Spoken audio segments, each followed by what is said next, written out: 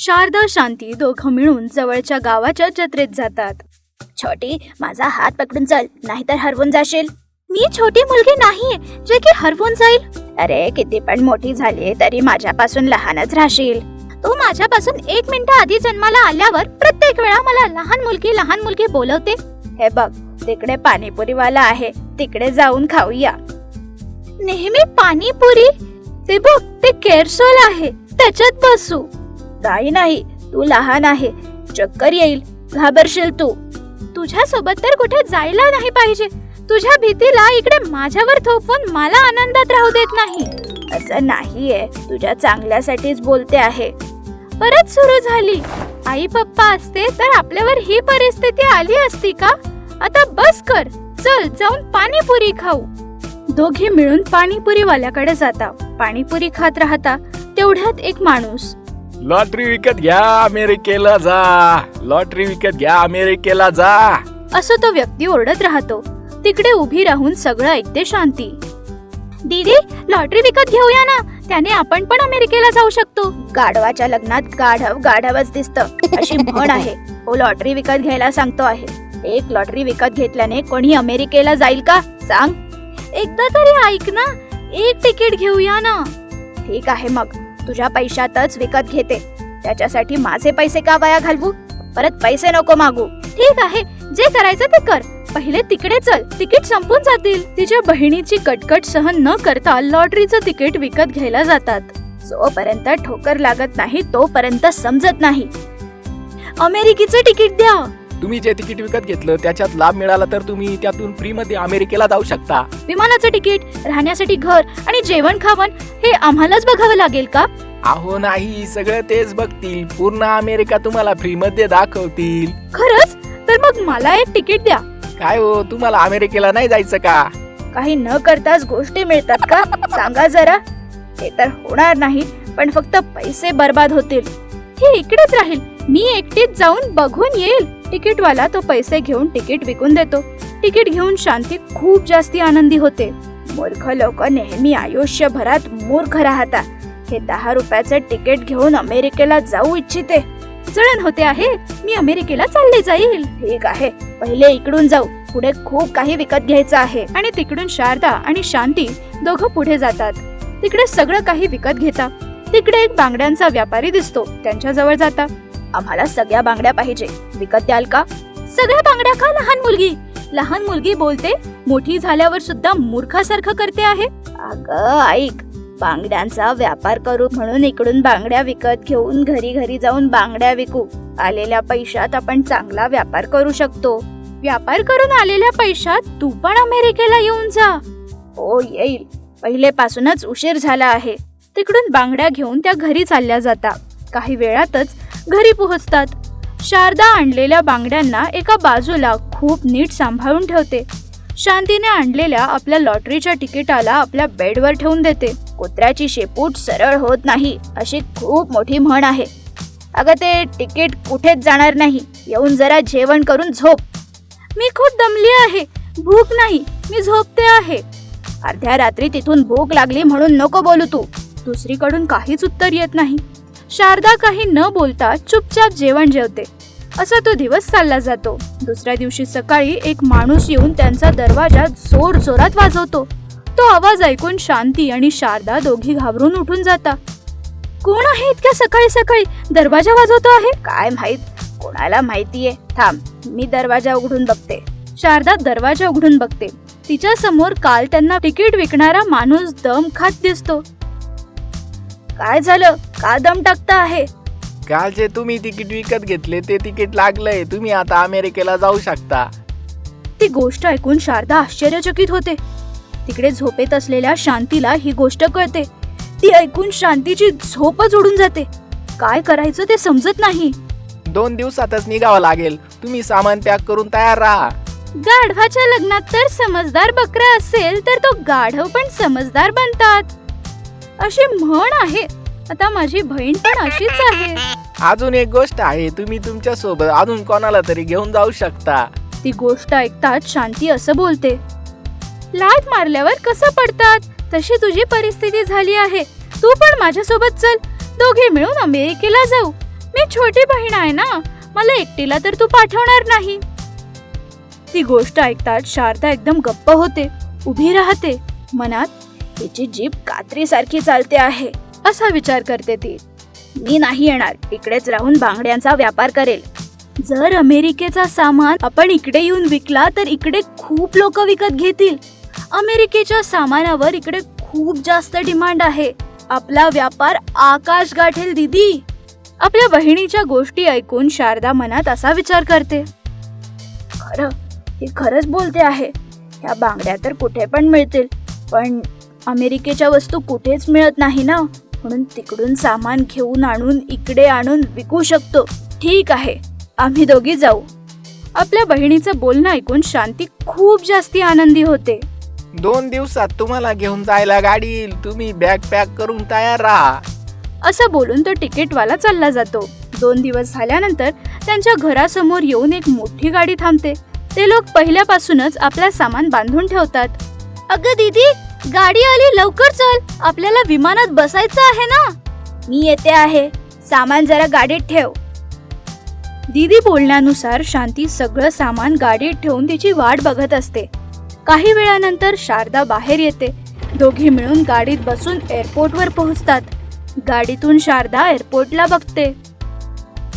दीदी, हे किती मोठं आहे. मला वाटलं गावाच्या बस स्टॉप सारखं छोट्या जागेत असेल. हे तर गावा इतकं मोठं आहे. हो ग छोटी, मी पण विचार केला नव्हता. खूपच मोठं आहे. ठीक आहे, चल पहिले आत जाऊ. आणि दोघी चालत आपल्या सामानाला डोक्यावर ठेवून आत जात असतात. तिकडे त्या दोघींना बघून सगळे लोक हसत असतात. दीदी, काय दीदी, लोक आपल्याकडे बघून हसता आहे. आपण त्यांच्यासारखे नाही ना, म्हणून ते आपल्याला बघून हसता आहे. ठीक आहे, त्यांच्याबद्दल का विचार करायचा, आपण जाऊया चल.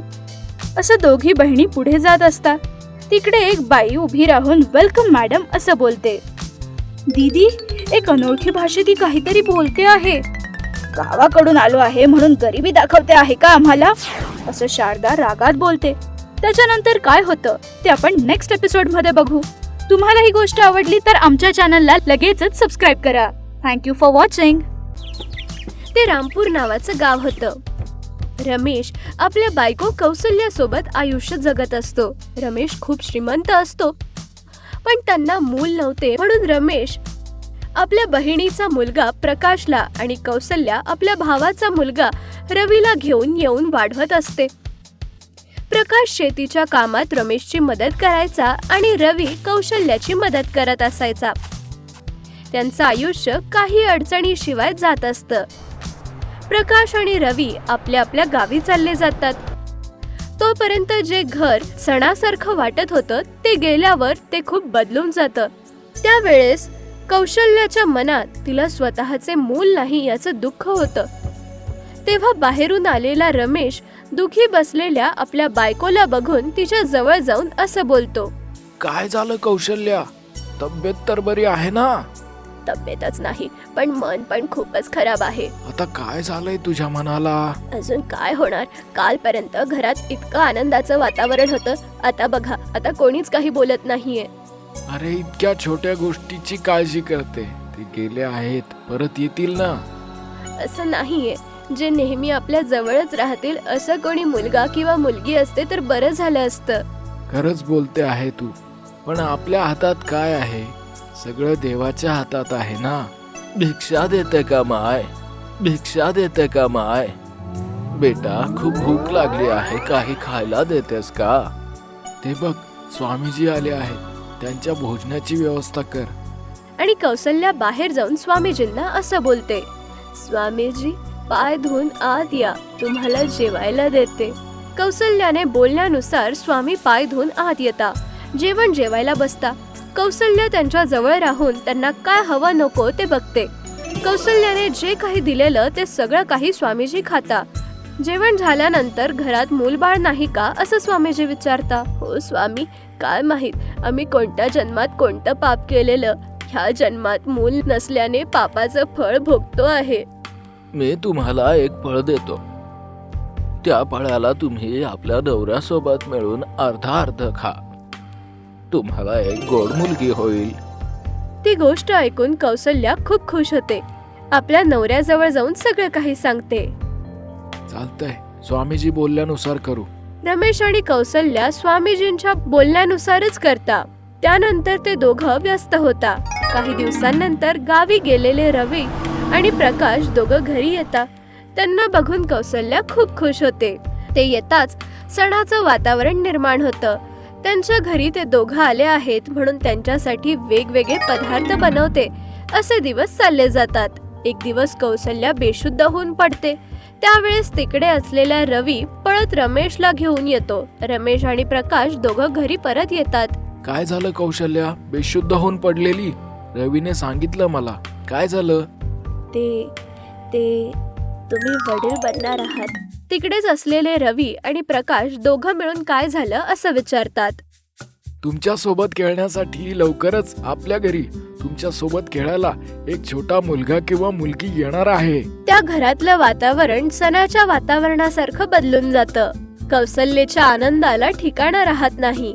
आई बनणार आहे ही गोष्ट समजून कौशल्या देवाचे खूप आभार मानते. असे दिवस जात राहतात. कौसल्या एका सुंदर मुलीला जन्म देते. नाव गौतमा. जन्म झाल्यानंतर रवी आणि प्रकाश दोघं आपल्या घरी चालले जातात. मुलगी जन्मल्यानंतर कौसल्याला वेळच राहत नाही. रमेशकडे पण लक्ष देत नाही. गौतमाचं पालन पोषण यामध्येच तिचा सगळा वेळ चालला जातो. गौतमा मोठी होते. गौतमाच्या सोबतच रवी आणि प्रकाश दोघं सुद्धा मोठे होतात. शिक्षणासाठी गौतमा शाळेत जायला सुरुवात करते. रवी आणि प्रकाश दोघं गौतमाची खूप काळजी घ्यायचे. तिच्या आई वडिलांपेक्षा पण जास्ती लक्ष ते दोघं ठेवायचे. गौतमा शिक्षणात खूप हुशार होती. पुढचं शिक्षण घेण्यासाठी गौतमाला गावात कोणताच चान्स नव्हता म्हणून शहरात जायचा विचार करते. आई, पप्पा, मला पुढच्या शिक्षणासाठी शहरात जायचं आहे. तुला शिक्षण घ्यायची काहीच गरज नाही. आता तुझं शिक्षण खूप आहे.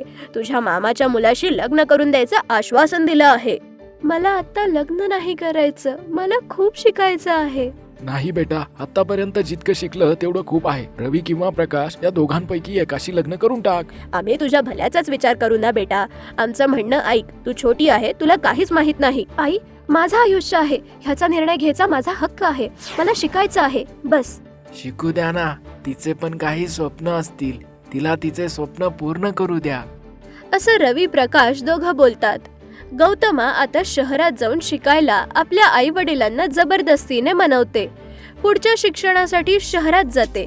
तिकडच्या कॉलेजमधलं सीट मिळतं. तिकडेच हॉस्टेलमध्ये राहून गौतमा शिकत असते. त्याच वेळी तिला तिकडे शेखर मिळतो. शेखर तिकडेच तिच्या सोबतच त्याच कॉलेजमध्ये शिकत राहतो. गौतमाला बघून शेखर पहिल्याच नजरेत त्याला ती आवडायला लागते. गौतमा, मला तू दिसताच आवडलेली. I love you. शेखर, मी इकडे शिकण्यासाठी आली आहे. प्लीज तुम्ही माझ्याशी बोलू नका. माझ्या आयुष्यात माझे खूप स्वप्न आहेत. ते स्वप्न पूर्ण करायला मी इकडे आली आहे. मी पण इकडे शिक्षणासाठीच आलो आहे. पण तुझ्यासारखी गुणवान मुलगी मी आजपर्यंत नाही बघितली. म्हणूनच मी तुझ्यावर इतकं प्रेम करतो. माझ्या प्रेमाला समज गौतमा. गौतमाने पहिले शेखरच्या प्रेमाला नकार दिला. पण दिवस जाता जाता शेखरच्या चांगल्या स्वभावाला बघून समजून जाते. प्रेम करायला लागते. असं दोघं एकमेकांवर प्रेम करत आपलं शिक्षण पूर्ण करतात. शिक्षण झाल्यानंतर गौतमा शहरात शेखर सोबत मिळून नोकरी करत राहते. एक दिवस गौतमाला बघायला रमेश शहरात तिच्या घरी येतो. पहिलेपासून त्या घरात शेखर असतो. तेव्हा गौतमा आपल्या वडिलांना बघते. पप्पा, आत्ता आला? प्रवास चांगला झाला ना? प्रवास चांगला होता बेटा. तू कशी आहेस बेटा? आईची तब्येत कशी आहे? दाजी कसे आहेत? सगळे चांगले आहेत. आणि हा मुलगा कोण आहे? हा पप्पा, मी आणि हा कॉलेजच्या दिवसापासून एकमेकांवर प्रेम करतो आणि लग्न करायचा विचार करतो आहे. हे काय बोलते आहे बेटा? तिकडे ते दोघे तुझी वाट बघत आहे. तू कोणाशी लग्न करशील याचीच वाट बघत आहे. तुला घरी न्यायला आलो आहे. जर तुला काही बोलायचं असेल तर ते तुझ्या आईला सांग. तुझ्यासाठी ते दोघं खूप वाट बघत आहेत ग. वडिलांना उलट उत्तर न देता गौतमा शेखर सोबत आपल्या घरी जाते. गौतमा येते आहे ही गोष्ट ऐकून सगळे लोक खूप खुश होतात. रमेश आपल्या मुलीला घेऊन घरी येतो. तिची वाट बघणारे रवी, प्रकाश आणि तिची आई तिला बघतच राहता. प्रवास चांगला होता ना बेटा? तुझी वाट बघत होते हे दोघं. तू कोणाशी लग्न करशील?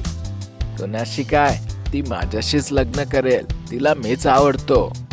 अरे नाही रे, तिला मीच आवडतो. हा नाही, तिला मी खूप आवडतो. अरे नाही, तिला मीच आवडतो. असं दोघं गौतमाचा एक एक हात पकडून तिला माझी बायको आहे आपली बनवेल असं म्हणतात. बेटा गौतमा, तू सांग, दोघांपैकी कोणाशी लग्न करशील?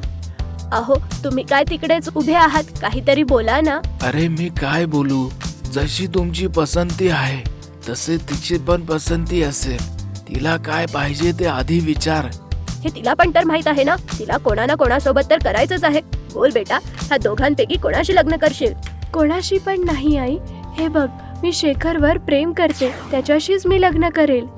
काय बोलते आहे तू? हे लहानपणापासून ज्यांनी आस लावली आहे त्यांना नकार देऊन कोणा परक्यावर प्रेम करते, लग्न करेल असं म्हणते आहे? मला ह्या पलीकडचा रस्ता नाही दिसला. या दोघांमध्ये एकाला त्रास होणारच होता. यांना त्रास देऊन मी कशी खुश राहू? गौतमाचं सगळं म्हणणं ऐकून रवी प्रकाश दोघं खरंच बोलते आहे ती असं सांगतात. कौसल्या पण दोघांच्या लग्नाला मान्यता देते. शेवटी गौतमाच्या म्हणण्यानुसार आपल्या आवडीच्या मुलासोबतच आपलं आयुष्य जगत राहते. पहिल्यासारखेच रवी आणि प्रकाश सोबत नातं ठेवते. तुम्हाला ही गोष्ट आवडली तर लाईक करा आणि कमेंट करा आणि अशाच गोष्टींसाठी आमच्या चॅनलला सबस्क्राईब करा. Thank you for watching.